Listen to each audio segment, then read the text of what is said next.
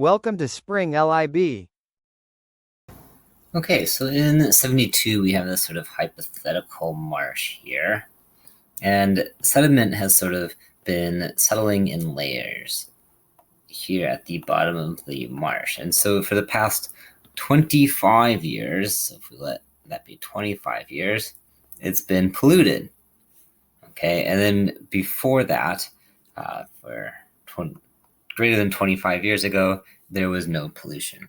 And so in this hypothetical experiment, we have sort of two samples, A and B. And sample A was taken from, say, 20 years ago when there was pollution, and sample B was taken from 100 years ago when there was no pollution, right? So then this one was 20 years ago.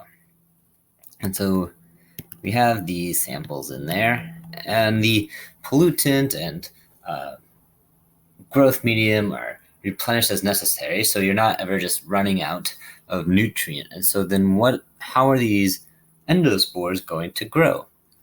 Well, since in these containers, they are also being given some of this pollutant, A, which has already evolved a resistance, is going to grow with your sort of standard form, right?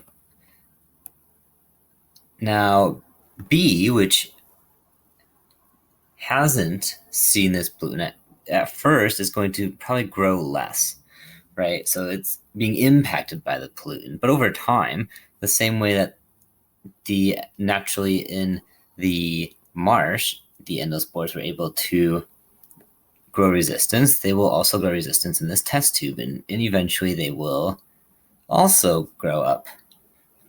Okay, and so you see at some point there's quite a difference in their growth, but over time, the ability for the 100-year-old sample to develop resistance would lessen the difference in population, and that is best described by letter choice A.